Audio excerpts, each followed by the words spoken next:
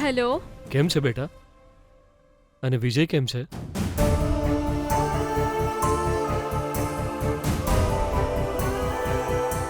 એ ઠીક છે પપ્પાજી. એ મજામાં છે એનું કારણ તું જ છે બેટા. એને કોઈ જ વાતની ચિંતા ન રહે એવી રીતે તું એનું ધ્યાન રાખજે બેટા. અને હા, એની તબિયત તો ઠીક છે ને? એ દવાઓ તો લે છે ને? એને ફોન કરીને એને સાંત્વના આપવાનું મન થાય છે, પણ વાત કરતી વખતે મારી આંખોમાં આંસુ આવી જાય છે.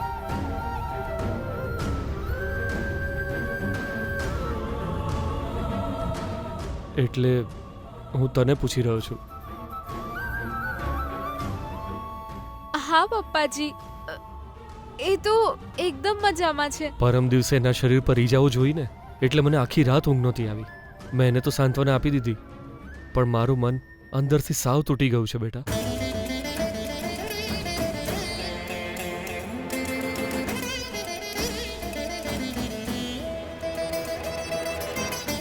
હલો હલો ગીતા,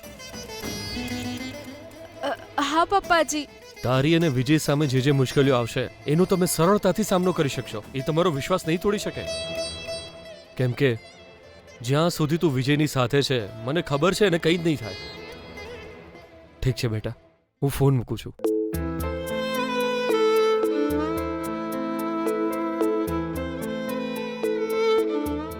ના પપ્પાજી, મુશ્કેલી ટળી નથી, વધી રહી છે. આ મુશ્કેલીમાંથી વિજયને કેવી રીતે બચાવવું એ સમજાતું નથી. ભગવાન, હું શું કરું?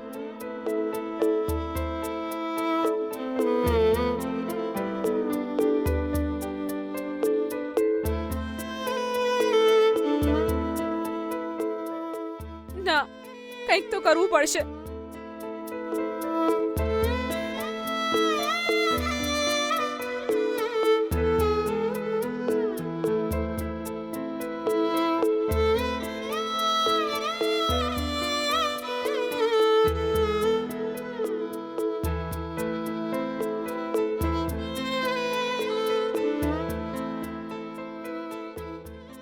ભગવાન,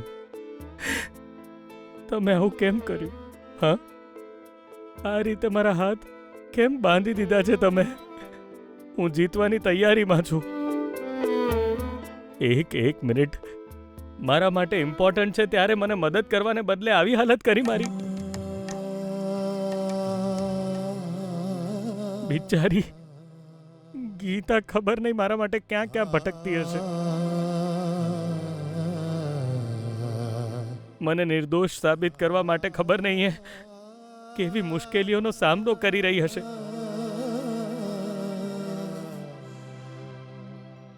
મારી પત્નીને મુશ્કેલીમાં મૂકીને મને અહીં જેલમાં પુરાવી દીધો છે તમે. આ કેવો ન્યાય છે?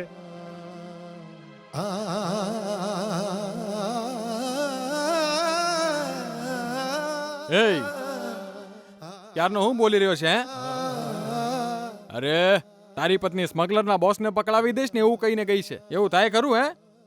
હું તો તને ખાલી એટલું જ કહીશ, સજા ભોગવવા માટે તૈયાર થઈ જા, નહીં તો તને બહુ તકલીફ થશે. આ શું નાટક કર્યું છે તે? આવી રીતે કેટલા દિવસ નહીં ખાય તું? ચૂપચાપ ખાઈ લે.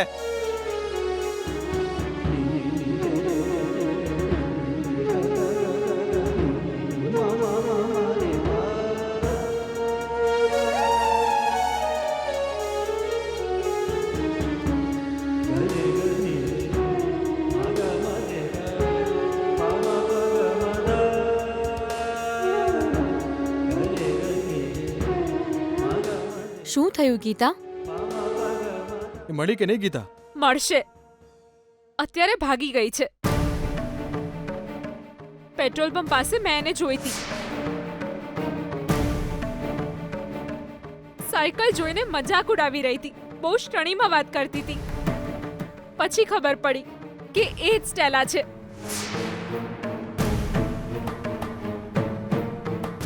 મારાથી થયો ત્યાં સુધી મેં એનો પીછો કર્યો, પણ એ હાથમાંથી છટકી ગઈ. તો ગીતા, હવે એને ક્યાં શોધીશું? જો એક છોકરી ડ્રગ સપ્લાય કરી રહી હોય અને એ પણ ખુલ્લેઆમ કરી રહી હોય, મતલબ 100% એ અંડરગ્રાઉન્ડ તો નહીં જ થાય. હા, એ લોકોની વચ્ચે જ ફરતી રહેશે. લોકોને ડ્રગ્સ વેચીને એમની જિંદગી સાથે રમત રમવી એ જ તો એનો ધંધો છે. કોઈ છોકરી પોતાના પરિવાર સાથે રહીને આવો ધંધો ના કરી શકે ગીતા. મતલબ 100% એ કોઈ પીજીમાં રહેતી હશે. એક કામ કરીએ ગીતા, જે એરિયામાં પીજી વધારે છે એ એરિયામાં જઈએ. પણ મને નથી લાગતું કે આ પ્લાન કામ કરે. અરે ત્યાં તમે જઈને શું કરશો? આપણી પાસે એટલો સમય જ નથી.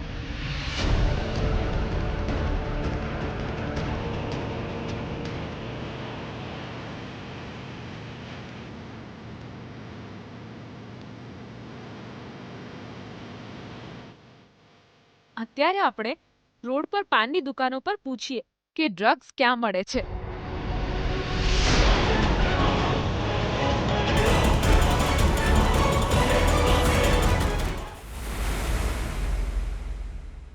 અરે ઇસ્ત્રી વાળો છે. શું કહ્યું ફરીથી બોલતો? પણ ચમનું બોલું. થોડું ઢીલું કર, થોડું ઢીલું કર, થોડું ઢીલું કર બેના, નહીં તો હું બોલી જ નહીં શકું. મને ગુસ્સો ના અપાવીશ, આખી વાત બોલ.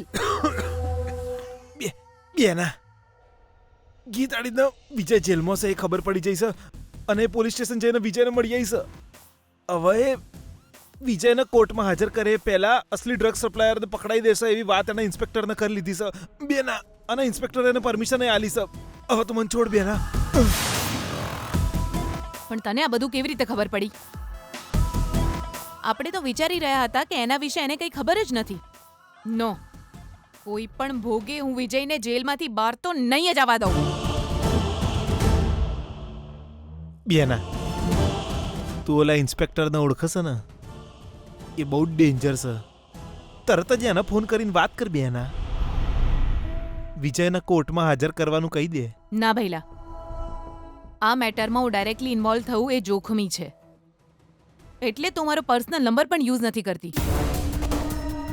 એટ એની કોસ્ટ હું આમાં ડાયરેક્ટલી ઇન્વોલ્વ તો નહીં જ થઈ શકું.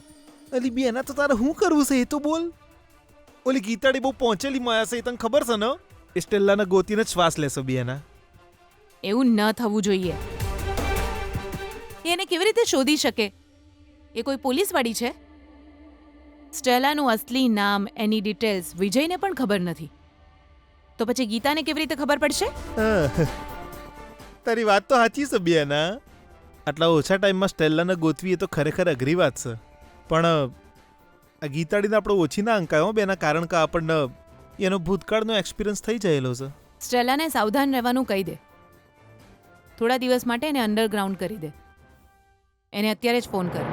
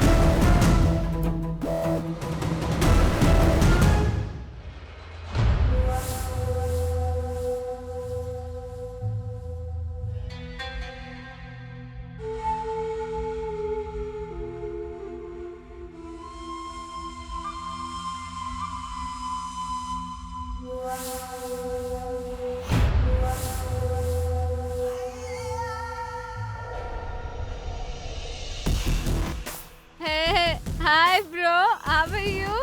Bro, one puff bro. No, Please. no. I know you have bro. I don't have. Please check in your pocket bro. Bro, only one What are you puff, doing? bro. Go. No, no. You useless fellow.